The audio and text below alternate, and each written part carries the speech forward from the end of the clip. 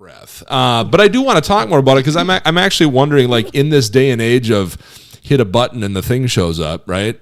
Instant gratification, Prime Now, Prime 1-day delivery.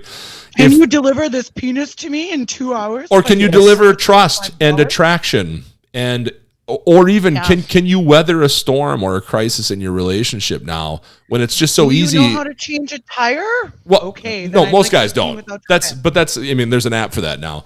But the thing that I go to is that, like, when we live in a replace culture, which is when the lawnmower breaks, we don't repair it, we replace it. When the microwave breaks, we don't repair it, we replace it. TV, we get a new one. It doesn't matter what it is. 3 years later, a year after you get a phone, you're already looking at the new one. God knows I'm guilty of it. I guess what I'm wondering is if we have this replacement culture around everything else, are we at the same point now with our romantic partners? Where it's like, all right, listen, you've done 3 things that pissed me off, and quite frankly, I don't need this anymore. I can order ass online. What am I doing? That's one of the things that I'm trying to figure out too, because I'm like, is no one interested in actually putting in any kind of effort anymore? Like, and why do you need to? Once, we've hung out once. It was fun. We had a good time. I like this person.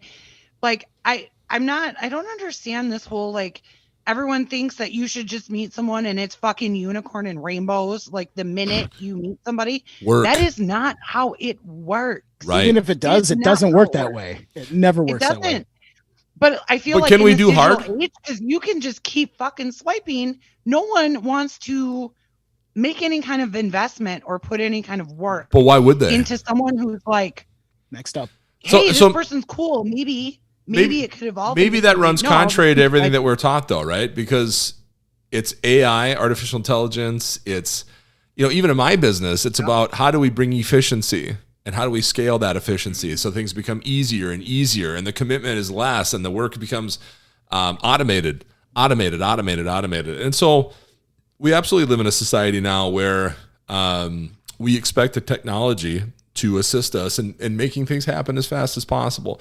And what it sounds like is there is no shortcut to the human condition. So when you want to forge a strong relationship, I think even kids and their parents now, like, you even are starting to see the fraying of the family fabric that kind of ties everybody together.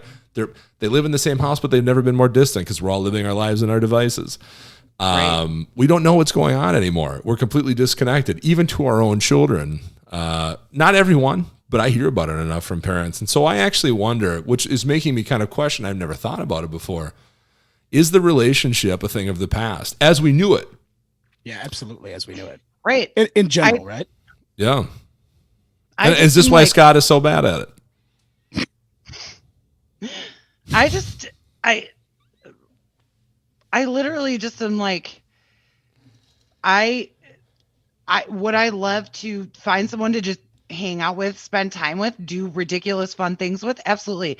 I am also perfectly happy being single and handling my shit, because I don't need someone to buy things for me or pay my bills. It's not about what you can give me.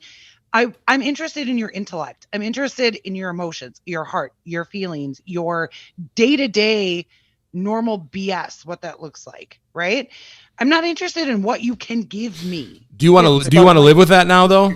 Honest to God, would you want to live with another man again, 24/7? You're with that person. I mean, obviously they work. I get it. You're far, but it's the day in, day out. Life sharing, brother. Do you want that again? I absolutely am open to it. I am open to any and every possibility, because my goal for this year, go forward, is now that Melissa has pieced herself back together to be Melissa that's been missing for the last 3 or 4 years, but she back and she ain't leaving again.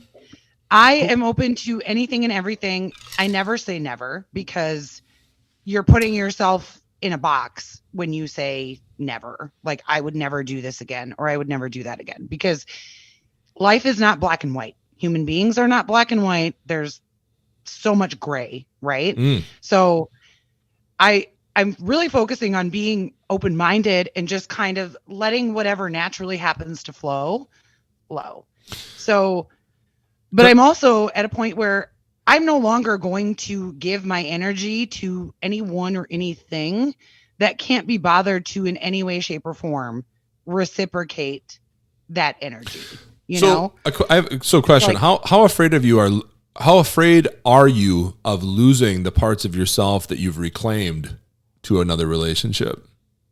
I'm not afraid of it because it's not happening. Okay. Like I've worked so hard at, and honestly, as part of the Bumble experience, I feel like you're putting a lot of hype in that Bumble experience, man. We're hearing I'm not even kidding you. It impacted me, I think, mentally and emotionally more than I realized at the time. So I feel like I took some slight backslide, right, through that, of like doing things that I swore I was not going to do again. And so I really, the last few months, have really, really been working on my reflection, my introspection, my therapy work. And I'm finally at a point where I'm like, she's not leaving again. So if you want to come aboard the shit show train, you want to hang out, you want to be part of the journey, feel the fuck free. But I am not willing to compromise who I am or what I want ever again. Like I'm not going to. So then the challenge becomes finding someone that's complementary to you. Mm-hmm. Right. And it's like, but can also work on some of the, maybe, tearing down or breaking away parts of that wall, because no matter what, no matter how healthy we think we are, there's still, even from an evolutionary standpoint, the fight or flight, those instinctive things that are baked in that manifest themselves in all sorts of ways that we can't even begin to understand. So I think that sometimes, even if you boil it down to its simplest concept, finding someone that it's able to kind of put up with our shit and work to help find the best versions of ourselves. Right. That's the challenge. At least I think, maybe for me and maybe not for everyone. You're clearly an alpha, right?